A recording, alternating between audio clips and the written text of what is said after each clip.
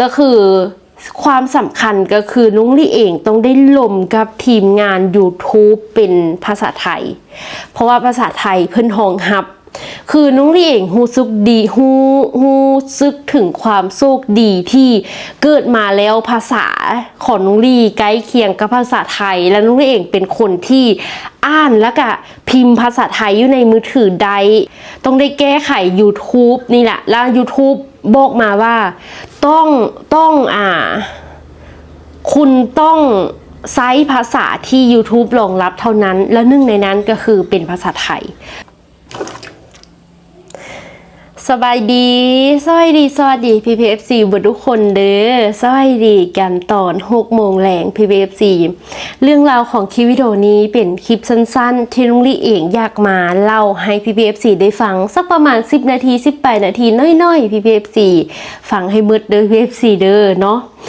นุ้งลี่เองคลิปวิดีโอนี้สิพา PPFC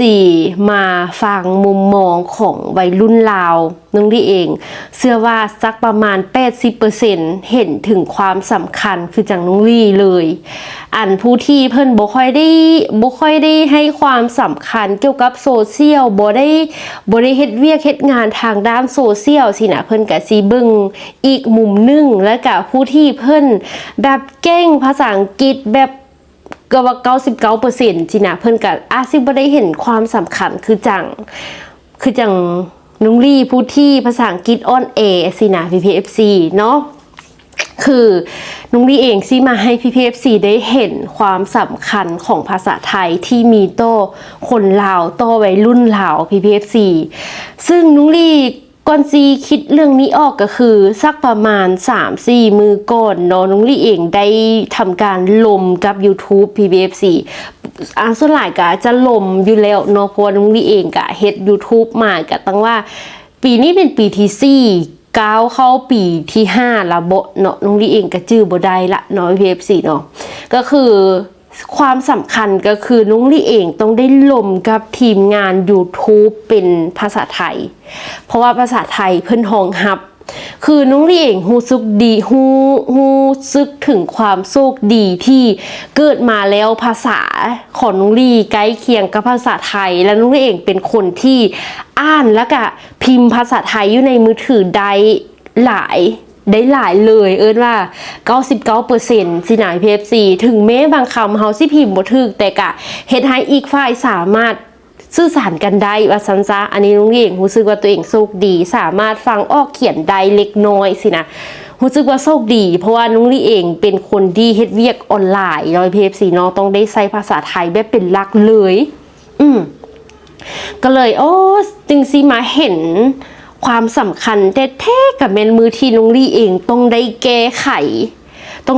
ข YouTube นี่แหละแล้ว YouTube บอกมาว่าคุณต้องใช้ภาษาที่ YouTube รองรับเท่านั้นและหนึ่งในนั้นก็คือเป็นภาษาไทยบ่มีภาษาลาว PPFC ภาษาลาวก็คือบ่รองรับเนาะถ้าผู้ใดที่เว้าภาษาไทยภาษาเวียดนามภาษาจีนภาษาเกาหลีภาษาญี่ปุ่นจังซี่ได้ก็ดีไปอันนั้นก็คือเป็นภาษาที่เพิ่นห้องรับเนาะอังกฤษแห้งดีแห้งเป็นภาษาหลักของเขาเจ้าเลยเนาะแห้งดีผู้ใดเว้าได้แต่อันนี้เว้าในมุมของคนที่บ่สามารถสิอธิบายเหตุผลได้อย่างแม่นยำสินาย PFC ในมุมมองของภาษาอังกฤษและภาษาไทยเฮาสามารถอธิบายปัญหาที่เฮาพบเจอได้อย่างละเอียดสินะก็เลยมาเห็นถึงความสำคัญที่ข้อดีของการที่เฮาเกิดมาแล้วเฮาแบบเว้าภาษาไทยได้อธิบายปัญหาที่เฮาพบเจอได้นี่มันมีข้อดีแล้วนี่สิเด้ PPFC นุ้งลี่เองหากะสิมาแบบเข้าใจท่องแท้กับมือนี่แหละ PPFC 3 มือก้อนว่าซั่นซะซึ่งซ่องไทยโฟกัสข้าวน้อย PPFC เนาะเป็นซ่องของพี่คนไทยที่นุ้งลี่เองให้ความช่วยเหลือเพิ่นในการเฮ็ดแบบสักประมาณ 90% เลยละ PFC และล่าสุดซองใดก็ตามที่เฮาเฮ็ดแล้วบ่เห็นหน้าของเฮาออกมาเว้ากับกองแบบนี้แบบ 100% แล้วนี่ไหน PFC ช่วงนี้ YouTube เขาเจ้าจำกัดสิบ่ให้เปิดสร้างรายได้เฮาก็เลยได้ทำการ อัดคลิปที่เป็นหน้าของเฮาอธิบายว่าการทำงานของเฮาเป็นแนวนั้นแนวนู้นแนวนี้เด้อสินะ PFC ก็จึงสามารถเปิดสร้างรายได้ได้คลิปวิดีโอนี้น้องลี่เองสิเอาคลิปที่น้องลี่เองได้ยื่นต่อ YouTube PPFC ยื่นต่อ YouTube ให้ PPFC ฟังว่าน้องลี่ใช้ภาษาไทยในการสื่อสารกับทางทีมงาน YouTube แบบ 100% แท้ๆ PPFC มาฟังคลิปนี้กันน้องลี่เองสิบอกให้เห็นภาพเด้อให้ฟังแต่เสียงซะเนาะเป็นคลิปที่น้องลี่เองส่งยื่นให้ทาง YouTube ได้เบิ่งเนาะแต่คลิปนั้นบ่สามารถเบิ่งออนไลน์ได้ดอกเด้อบ่ได้เผยแพร่ออกไปเนาะมาฟังกันโอ้ยโฆษณาเปิดมาก็เจอโฆษณาซะด้วยสิแป๊บนึงเด้อ PPFC มาฟังกันสวัสดีค่ะหนูซื่อลี่จากช่องไทยโฟกัสข่าวค่ะซึ่งปัญหาที่หนูพบเจอในตอนนี้ก็คือการนำเนื้อหามาใช้ใหม่ค่ะซึ่งคลิปวิดีโอนี้หนูจะพามาดูวิธีการทำงานของหนูทั้งหมดเลยค่ะโดยเนื้อหาในแต่ละคลิปที่หนูได้เผยแพร่ออกไปก่อนหน้านี้เนื้อหาทั้งหมดหนูเป็นคนเรียบเรียงเองรวมถึงรูปภาพทั้งหมดหนูเป็นคนคัดเลือกเองทั้งหมดไม่ได้ดัดแปลงหรือก๊อปปี้มาจากช่องอื่นๆค่ะถึงแม้เสียงในภาพจะเป็น AI ภาคแต่ทุกคำพูดหนูเป็นคนเรียบเรียงเองเป็นคนควบคุมเองทั้งหมดค่ะช่องนี้ไม่ได้มีคอนเทนต์ซ้ำซ้อนไม่ได้มีการละเมิดลิขสิทธิ์และมุ่งเน้นสร้างสรรค์ผลงานที่มีคุณภาพค่ะและยึดหลักการให้ข้อมูลกับผู้ชมให้ได้มากที่สุดค่ะนี่ PPFC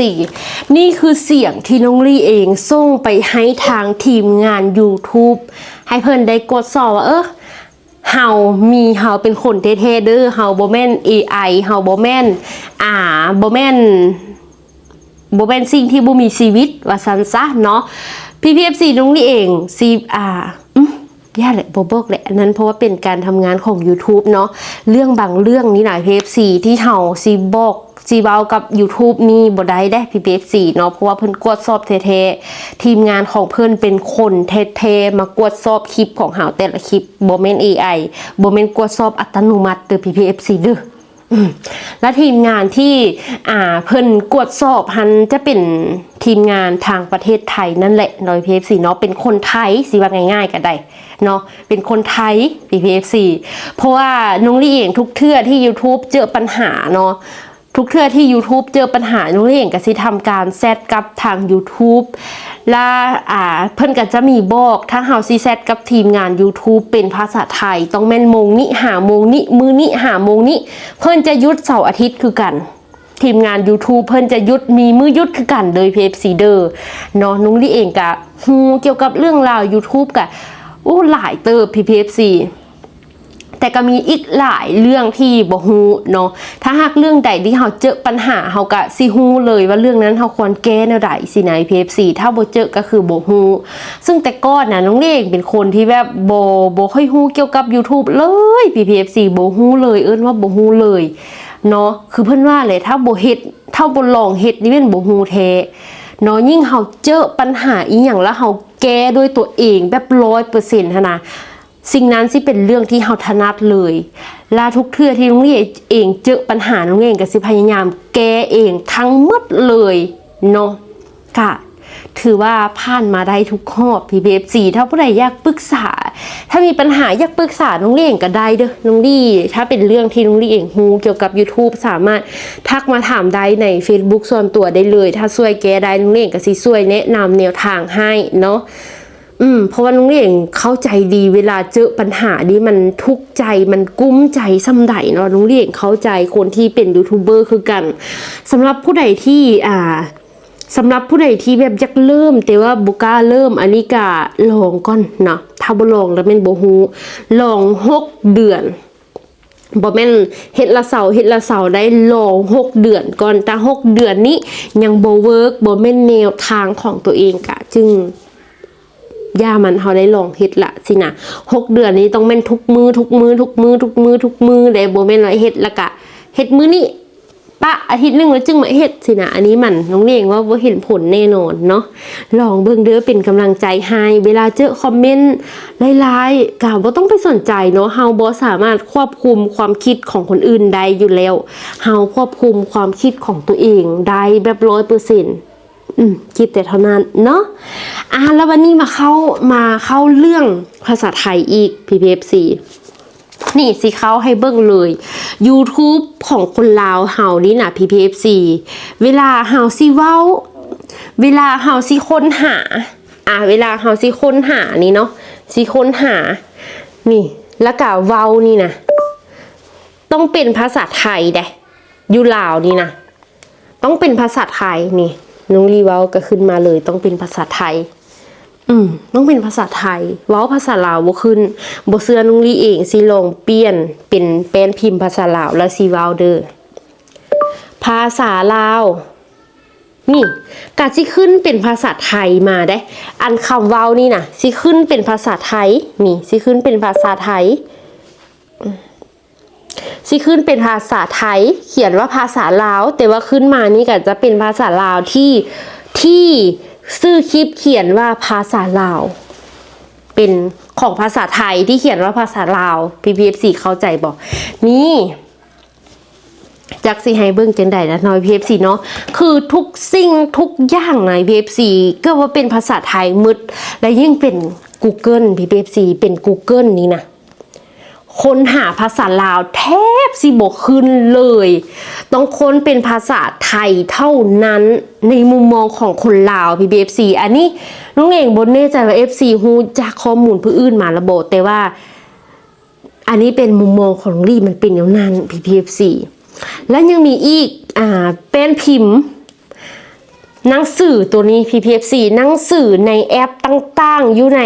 โทรศัพท์ iPad หรือว่าคอมพิวเตอร์อีหยังก็ตามของคนลาวส่วนหลายแม่นเป็นภาษาไทย PPFC บ่เชื่อแล้วแม่นมาลาวนี่นะถามโลดหรือว่าถามคนลาวก็ได้ถามว่าหนังสือในมือถือของน้องเป็นภาษาอะไรสินะน้องลี่เองเชื่อเลย 90% นะเป็นภาษาไทยและอีก 10% เป็นภาษาอังกฤษถ้าถามว่าของน้องลี่เป็นภาษาอีหยังของน้องลี่เป็นภาษาอังกฤษเด้อเพราะว่าน้องลี่เองกำลังฝึกภาษาอังกฤษอยู่ก็เลยซีไซทุกอย่างเป็นภาษาอังกฤษเนาะภาษาไทยน้องลี่อ่านได้เขียนได้แล้วก็เข้าใจได้แล้วสินะภาษาอังกฤษก็คือแบบกาได้เล็กน้อยสินะแต่ว่ายังบ่ได้เท่าภาษาไทยน้องเรียนก็เลยสิขอตั้งเป็นภาษาอังกฤษเนาะ PPFC เนาะก็สิประมาณนี้แหละเด้อ PPFC เด้อ PPFC